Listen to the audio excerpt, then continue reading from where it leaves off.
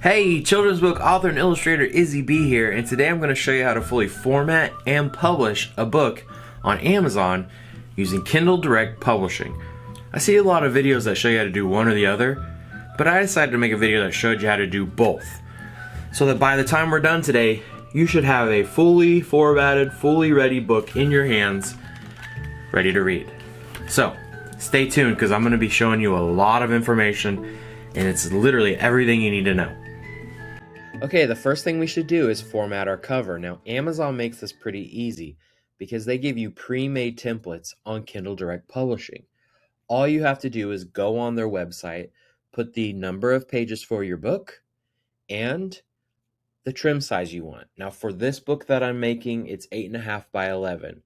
So, as you can see, I actually went in and took the template that Amazon pre-made, and all I had to do, it's pretty easy. I just cut out all the white. That way there's no second guessing. And you see this pink line that goes along the edge? You don't want any words and you don't want any art inside that trim line. If you do, it might be cut off. That's a risk, and you don't want that, and they actually won't publish your book if you do. So, as you can see, I'm kind of close to the line here with my words of who wrote and illustrated the book, but I'm still good because I'm right above it. The other downside to Kindle Direct Publishing is you cannot have a spine, and you cannot have any words or art on the spine. That's okay, though. I just went ahead and made mine black. You can skip a step here and not use Adobe Acrobat. You just go to Save As, and then click Photoshop PDF, and it's ready to go. So I have mine right here. My cover is ready to upload into Kindle Direct Publishing. Okay, step 2.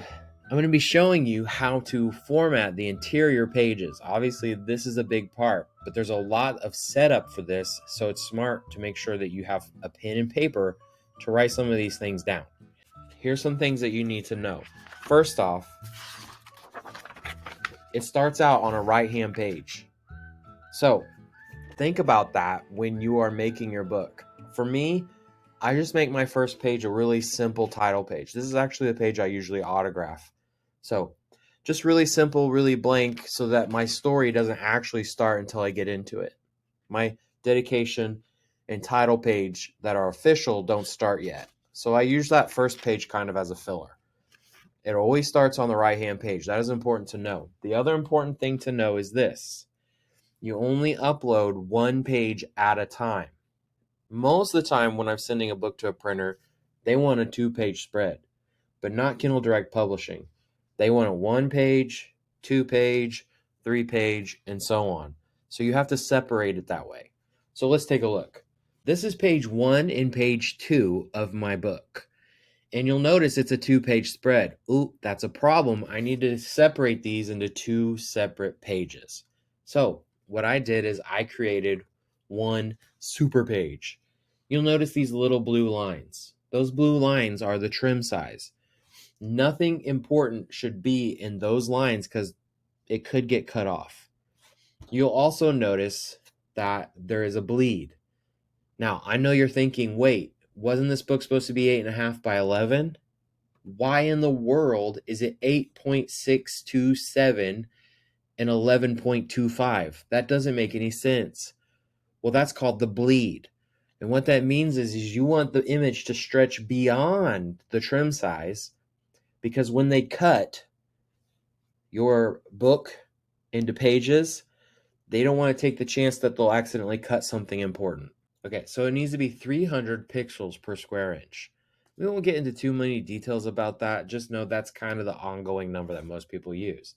The other thing you want to make sure is that your book is in CMYK color, not RGB. It has everything to do with the printer. Printers print in CMYK color. There's a lot more colors in RGB, and what will happen is if you print in RGB, you might lose those colors. You don't want to risk that. Check out this wonderful image to show you why we have these numbers for formatting.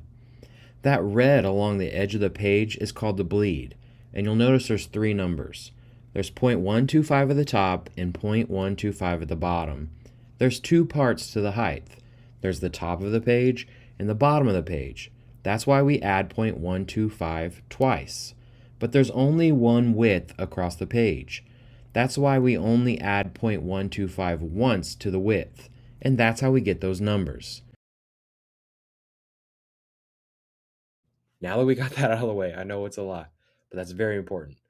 Let's go ahead and upload our pages. This part's pretty easy. All I have to do, and this is all I do, I just take the page, and I like to go a little bit past the gutter just to be on the safe side, and I literally will drag it to my foundational page. And I like to make sure it's all on the side because this is going to be on the left-hand page. And now this page is ready to go. I will save this page as a JPEG. I'm not going to save it as a PDF because I'm going to upload the whole book as a PDF. So I'm going to save it as a JPEG, and I like to make sure that all of mine are in the same page file. So I'm going to say page 1 KDP, save it, and then I'm going to make sure all of mine are in my KDP file ready to go. And the rest is easy. The rest isn't that hard. I'm just going to have to take each page and move it just like I did before. So now I'm going to move this one. And so I will just continue doing this for the entire book. I will have every single page labeled and numbered and ready to go. And then I just move from page to page, drag it over to my main page, make sure it's all aligned. We're good to go. I'm just going to save this one as page 3 KDP. So I was in the middle of formatting my pages, getting it all put together, and I realized I messed up. And I wanted to show you so you could see my mistake and see how it would affect my entire book. So if you'll notice, my words, they're kind of in the trim size. Now, would this be enough to throw my book off? I don't know, but I'm not going to take the chance. So I'm going to show you how I fixed it. I went in and I went to the original page and I lowered the words and I lowered my illustration. And now let's see if this new page will work. So I'm going to move over the new page and we'll see. Oops, don't want to do that. We'll see if this new page fits. So can you see how now look, now do you see where I messed up? I messed up again. Look at the word double. The word double goes inside the trim size. So I'm going to have to fix that again. This is very important that you take the time to make sure everything is right because like I said, one little thing could throw it off. Take 2. Here we go. I just fixed it. Now let's see if our new words on page 16 fit within the trim. So we're going to drag it in and we're going to make sure that it's all lined up and bam. Now, here is something that is important too. I might go back and fix this again because my words are really close to the gutter. The gutter is the inside of the page, which would be on the left side here. And if you look at the word special, it's really close to the gutter. I don't want words that close because it risks that they get, even if they're close to the gutter, it risks that they're inside that crease. So I'm actually going to fix this again to make sure that word special is kind of pushed more in toward the page so I don't risk that you lose that word.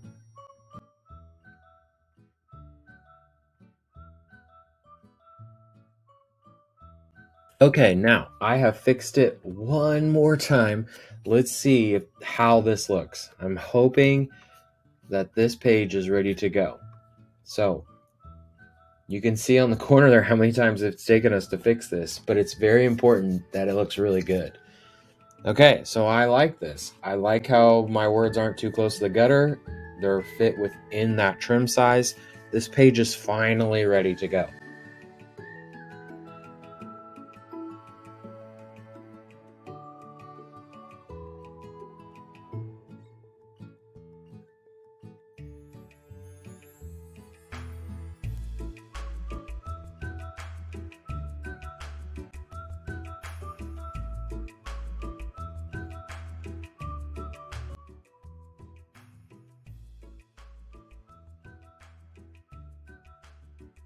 All right, all our files are fully formatted. They're all in JPEGs ready to go. I just have to combine them into one PDF.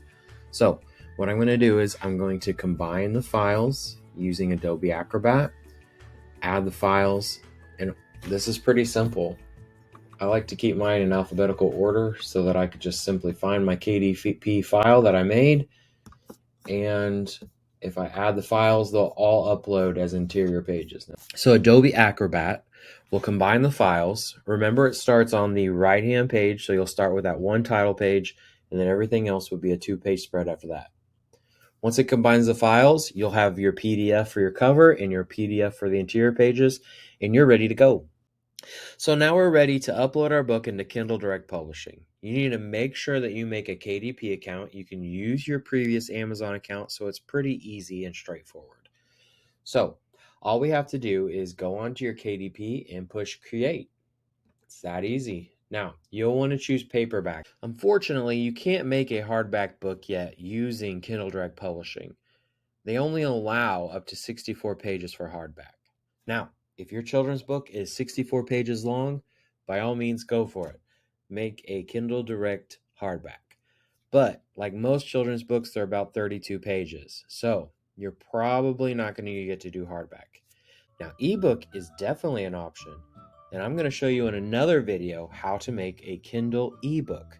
So make sure you subscribe and like this video so that you can stay tuned for more videos from me teaching you these awesome author tips. Go ahead and subscribe. Trust me, you're going to want to. I'm teaching you everything. All right. You ready?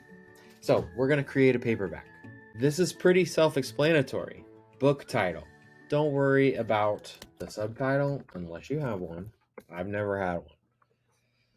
Series, I do have one book that's in a series, so I would add that for my easy reader series. This book is not, so I will ignore that. Now, author. This book, the author is Midwestern Built Interactive. It's a company that wanted to make a cool book about coding, so that's what I would type there. I'm not going to worry about that for now, but that's pretty self-explanatory. First name and last name. I had an author once that thought you had to have prefix and suffix. No, that's just there as an option. You definitely want your first name and last name. For me, usually it's Izzy B, but that's not the case today. Now, I will put that here as a contributor. Since I was the illustrator of this book, I will click Illustrator as a contributor, and I am Izzy B. Now, description. This is pretty self-explanatory, but it's also really important. This is the hook.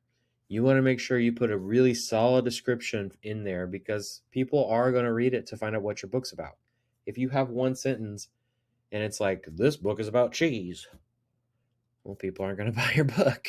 So make sure in the description you really put some time into it. There's also now a Amazon Advantage on Kindle Direct to where you can really lavish and make your description and all that underneath the purchase options really look great. We might make a video on that later. Comment below if you'd like to see that video on how to make your Amazon book shine. Comment and maybe I'll make that one too. All right, let's move on. I own the copyright. Oh, I hope you do. Most people are going to push that. Keywords. This is where you'll type in ways that people can search to find your book. This is a book about coding, so I'd probably put coding here. Or I'd put technology, things like that. These are what people would search for. Obviously, the title of my book. Maybe Izzy B. All right, let's talk about categories. You can choose up to 3. It's important for you to use categories that really define your book but aren't too broad. Because the cool thing is if there's not a lot of competition in those categories, your book will move up the ranks in those and it looks better for your book. If your book is number 3 in books about ducks that like to eat cheese, why am I saying cheese a lot? Anyway, then your book looks great. People get on the page and they say, wow, this book is number 3. Oh, I'm going to purchase it. It must be awesome. Choose a category that's not too broad. All right, let's move on. Adult content.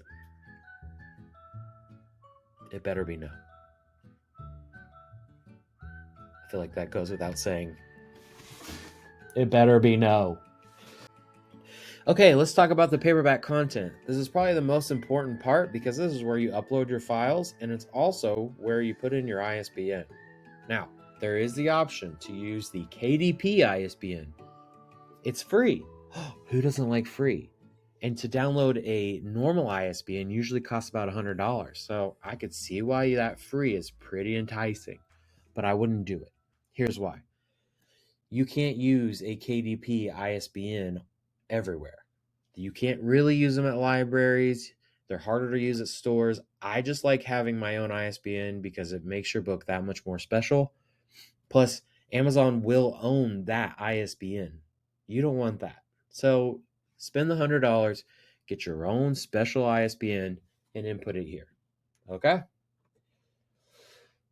Imprint just means the publishing company. So if you have a publishing company, great. If not, you can make it up. Maybe it's your last name. For me, it's Izzy B Books. That is my brand. That is my publishing company. So that's what I would put there. Publication date goes without saying. It's the date you're publishing the book.